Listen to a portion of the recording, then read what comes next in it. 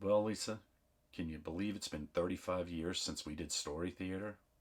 And really, then, who would have known that that show and really all the classes and experiences that I had at Theater Roanoke College would have so much impact on my professional and personal life? For those of you who don't know me, my name is Tommy Burris, and I graduated from Roanoke in 1986 with a business degree. The way I sort of ended up in the theater department was is we had some fine arts requirements that we had to meet, and like most of the boys, I took stagecraft because it was manly and it was George.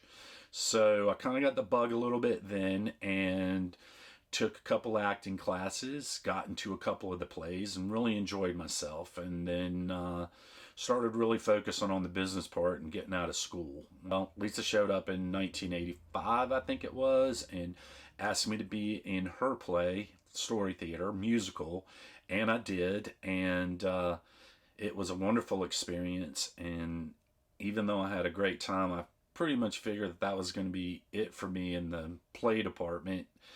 So when I graduated, I went up to New York to find a job in finance. And while I was waiting for some job interviews, I took a job tending bar. And to make a long story short, got discovered by some agent behind the bar, and she signed me. And within a couple weeks, I was on a soap opera. About a year into that, I was given the opportunity to study acting with Sandy Meisner, who at the time was the foremost acting coach for professional actors on the planet. So I took that opportunity and moved out to LA with him and studied with him for 2 years. And when that time was done, I decided that I wanted to make LA my home. And that's where I stayed until about 2016. I started in the theater, actually was a member of a theater company, 99 seat company, for about 20 years. And that really afforded me the opportunity to wear all the hats. I got to direct and act, design, produce. And I would say that my experience in the theater department at Roanoke really afforded me the opportunity to have a working knowledge in pretty much everything that we needed to do there. I think my favorite thing, though, was coaching acting to some of the other company members. I really seemed to have an affinity for that and felt like I was able to help people really, really get better at their work. So there's a lot of joy in that. But joy doesn't pay the bills. So I guess around 92, 93, I decided that if I wanted to make any real money in the entertainment business, that I should probably find some work in film or television. And pretty quickly I ended up moving behind the camera and working in production. Started at the bottom, production assistant, and worked my way up, and 20 years later I was directing and producing films.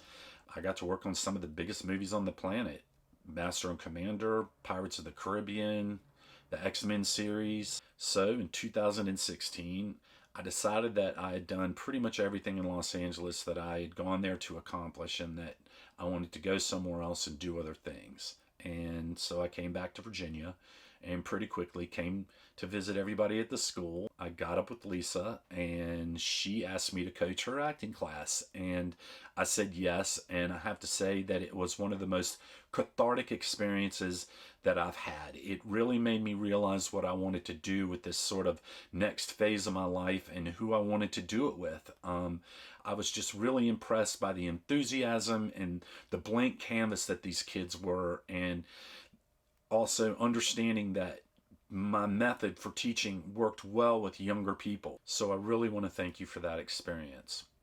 Soon after that, I went to a small island off the coast of North Carolina to shoot a documentary, and I fell in love with the place and have been there pretty much ever since. So for a while I was working with the kids, helping them with their film projects and helping them with their acting, working on, the plays that they were doing, and all that kind of got put on hold when the pandemic hit. And it was a great place to hide out, but it's great to be here with you. And with any luck, I'm standing next to you right now, and we're discussing what we're going to do next. So I guess that's about it. I just cannot thank you and all the folks at Roanoke for giving me the foundation to have a successful career and a successful life. And I hope that it just continues in the manner that it has. So I guess in the words of the business, That's a wrap. Lisa, it's Doug. It's been a long time. I probably shouldn't say it's been exactly 30 years, but I notice you don't call, you don't write, you don't text, you don't Snapchat like we used to, and I miss you. And I was very inspired by your tremendous ability to coach. Things that stuck with me, things like faking out to the audience. What else stuck with me? Actor neutral. Um, some of those great Spolin games we played, which have inspired me to do some more of my own improv. What else? That's all I can remember. And thanks for being just a wonderful director and coach, inspiring me to go on and do. I blame you for all of my success in the theater. And I wish I was there to celebrate with you in person, but seeing as it's COVID, we probably shouldn't do that. And I live in Seattle now, and I hope you have a very fruitful retirement with lots of fruit. Okay, bye. Love you. I was at Roanoke College when Dr. Warren first joined the department, and I was lucky enough to stage manage one of the first shows she directed, Story Theater. During the rehearsal process, she had to leave to do a piece that was a previous commitment. She was gone for a few days, or maybe it was a week during the rehearsals. The trust that she had in me to run the rehearsals and keep the show moving forward at that point when I was such a young stage manager was huge for me. It instilled a confidence in my own ability that has helped me as I move forward with my career. I've spent most of my life in theater, from summer stock to touring, then large musicals, and finally the circus.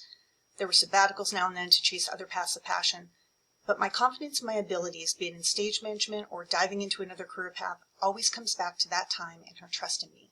And for that, I will always be grateful. Hey Lisa, Eric Hollingsworth, class of 1991. I'm here in the SARPA Sound Studios on the campus of Sweetbriar College. And although my life path has pretty much taken a 360 from that day back in 1988 that I came to you, a former music major, and said, hey, I'd like to give this theater thing a shot. Well, there are still things that I learned from you that I still carry with me today. I learned not only how to organize my time, but the time of the production, which has been a godsend. I've learned that it's not always the one you know will be the pillar of the production, but the one you need to convince of their abilities that will make the difference, and how to share in the excitement and the accomplishment of both.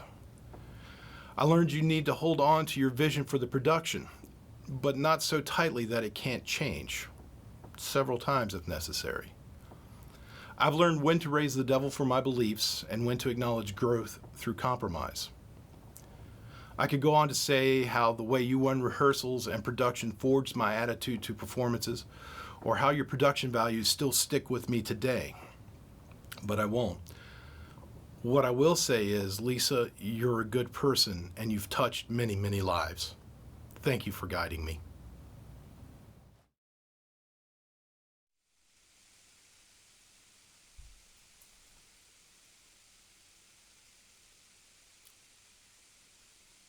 Oh, hi! Is it a party? Oh my goodness! Truffaldino loves parties. Sorry, I was just eating my breakfast. Wow. I haven't seen so many of you in so long. Truffaldino's gotten a little old. Yeah. Well, let's see, about me. Uh, I moved back to Turin, and let's see, I married a really pretty maid. Yeah, and oh, let's see, we have 14 children. Yes, we do. So exciting. Yeah, the little house is full. We've been under quarantine for a really long time now, and it's crazy. Well, anyway, wow, it's so good to see everybody. And, wow. Um, well, it's, Well, happy retirement, Lisa. It's been so long since I saw you, you know. And, well, I got somebody else who would like to say hi. Hold on just a minute.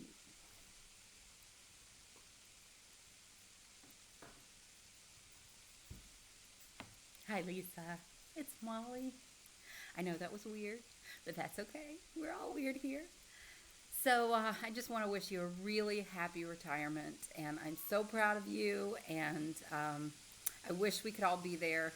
It really stinks that we can't, but wow, what a great career, and I feel so blessed that I was able to know you during it and even after it and travel with you. And I just wish you all the best in whatever you choose to do next, and I know it will be great things and fun things and relaxing things, hopefully. So anyway, I hope that you just have a wonderful time. Thank you. Well, hello there, Lisa, or as we used to call you way back in 1985, Dr. Warren. Yes, it's one of the originals, class of '88, but I was there that summer when we met you for the first time. And they brought in a couple of us who were townies to sit in on, I guess, an interview or a look-see at 3 candidates for the professorship that you eventually took after Sam Robert Good, God rest his soul, had retired the year before. And so we met 2 gentlemen who were, I don't remember much about them. And then we met you, and I'm almost positive you were the 3rd candidate, if I'm not mistaken. And the rest, as they say, is history. We had a great time in those next 3 years with various shows, in particular, Story Theater, that spring of your first year, which was a blast all the way around. I got to do wacky accents and play around on stage with Jenny Telford and Dana and Kent and many others. And then I remember another big one we did was Hedda Gobbler and my mutton chops. And I remember that you had to help teach Mary Evans Lott how to walk and talk like a regular lady in her corset and heels in those period costumes, which look gorgeous on Jenny and on Mary Evans. Guys, we look good too, but guys look the same in any era. Other than that, what's been great is after those 3 years with you, and of course with George, and all the lessons that you taught us and the shows we worked on and the times we spent, whether we were having tea or having lunch in the green room, many of those lessons are with me still today as I have become a teacher and a theater teacher in middle school before I was a high school teacher. And it's been a great time. And I look back upon the days at Roanoke College with you and of course with George with great fondness, and even more so the friendships that developed all those years from then. So I wish you well on your retirement. I know you're not going to disappear, and I know you're not going to stop doing what you're doing. You're going to keep being fabulous, and enjoy your time. Hey Lisa, I just wanted to say congratulations on your retirement. It was a privilege to have you as a professor all those years ago. And I'm thankful to be able to call you a friend today, in large part due to our mutual dear friend, Crystal. And I hope that all the students who receive the scholarship in your name in the future have as wonderful as an experience as we have. Love you. Hi, Lisa. It's me, Corey. I just wanted to take a second and say congratulations on your retirement. God knows that it's deserved. But for nothing else, the 4 years you put up with all of my crap, you definitely deserve a nice retirement. And I know it's going to happen. You're going to have a great time and enjoy yourself. You're going to miss things. I know that. But there's going to be lots of opportunities, and you're going to have a blast. I just know it. I can't imagine the school without you. Really, it was home for me, and you and George were the biggest part of that. And to think about coming back there now and you not being there is, well, it's sad, but it's also, like you said, very happy for you and glad that you're able to do that. I know it's the right time, but it will be different. And I know the school's going to miss you. I know the students will miss you, but I also know that there are hundreds of students just like me who benefited greatly from you, and look up to you and use all of your lessons and everything that you taught us on a daily basis. So know that. Go into retirement full tilt. Enjoy the heck out of it. When I see you, we will get together and we will party it up and celebrate. And I can't wait to do that. So enjoy. Miss you, and I will see you very soon. Congratulations. Lisa, it's been a big honor and no lie, a tremendous amount of fun to serve on this committee recognizing you and your retirement. The opportunity to work with Beth and with Eric and George has been so much fun. We have laughed our heads off certain nights, sharing different memories that we had of time that we spent with you and TRC. Want to let you know that we also asked a number of folks whom are involved in professional theater, film, television, or education to share some special memories, and that's what I'm here to do. I just want to take a moment and sincerely say thank you. I really appreciate the work ethic that you instilled in me, the sense of professionalism, and the desire to always push myself just a little bit more, just a little more. That's had such a huge impact on how I approach my classroom, as well as how I approach my actors when it's rehearsal time.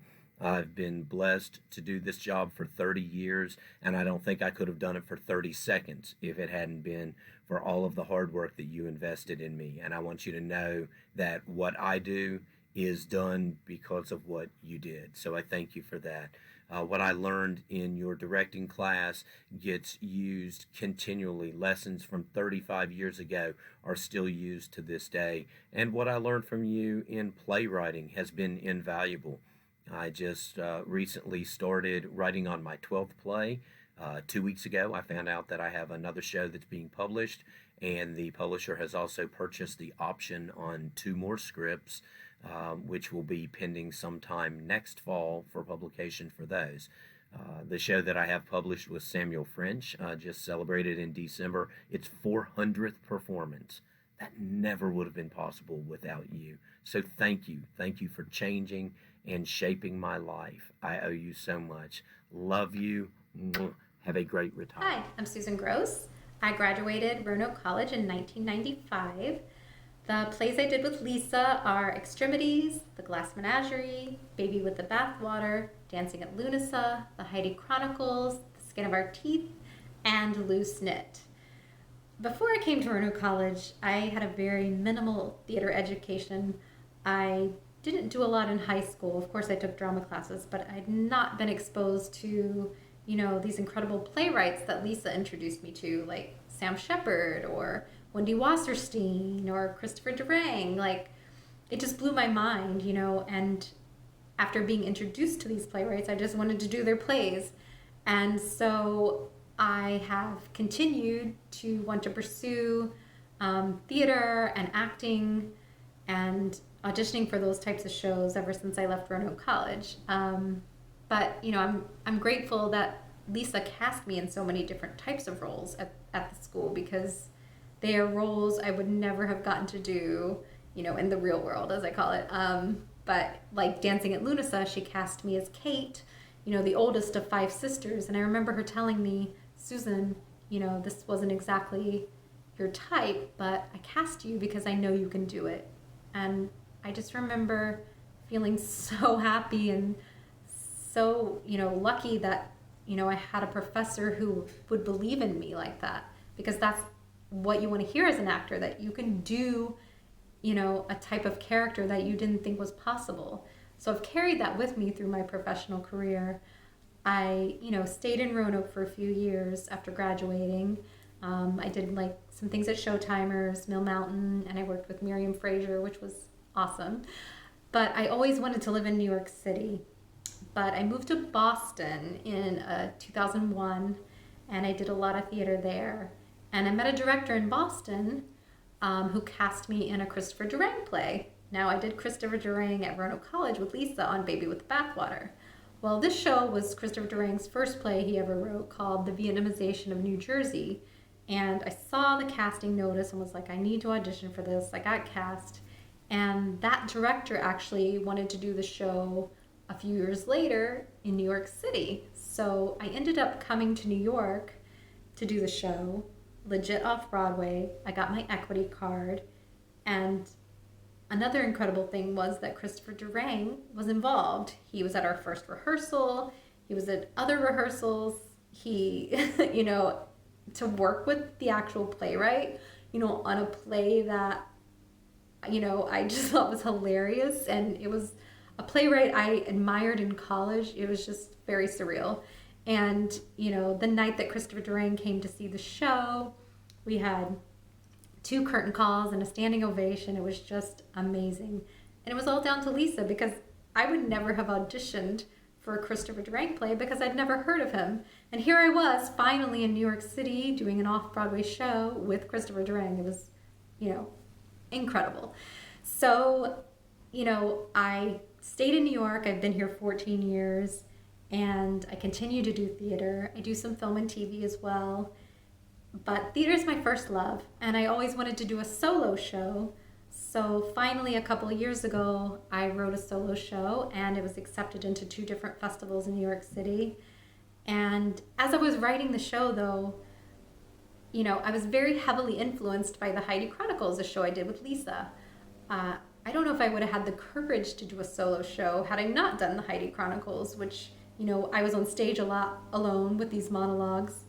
And also, I loved the Heidi Chronicles, and I wanted to write a show like it, and so there were little elements, hearing Wendy Wasserstein in my head, but also Lisa Warren, because Lisa was always creating these beautiful photographs. I think she even called them that, visual photographs on stage, So as I was writing Ruby, I thought, well, I want to create these visual photographs for the audience to, take with them.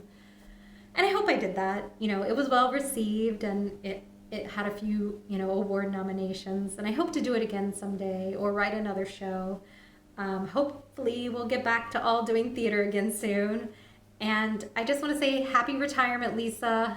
It's well deserved. Your students are going to miss you. I miss you, and I love you, and congratulations.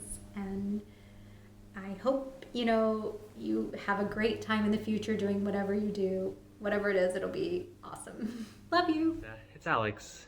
I'm standing in Hawaii Pacific University's Paul and Vi Lu Theater just a day after we opened their spring production. And I've been thinking a lot about how I wouldn't be here if it wasn't for you. If you hadn't instilled within me desire to always grow, to always be the best I can be as an actor, as a director, and as an academic, I wouldn't have gone off to get my Master of Fine Arts in Directing. I wouldn't be just about to graduate with my PhD in Performance Studies. I wouldn't have been background on a bunch of different movies and television shows. I wouldn't have had a speaking part on Hawaii Five-0. I wouldn't have directed and performed in local productions out here. I got to do those things because you gave me those opportunities, and you gave me the skills and the foundations that I needed to succeed. So as we were approaching your retirement, I just wanted to take a few moments to say thank you and to wish you all the best. This is such a bittersweet moment for Roanoke. They're losing one of their best, but it's definitely well deserved. So again, thank you.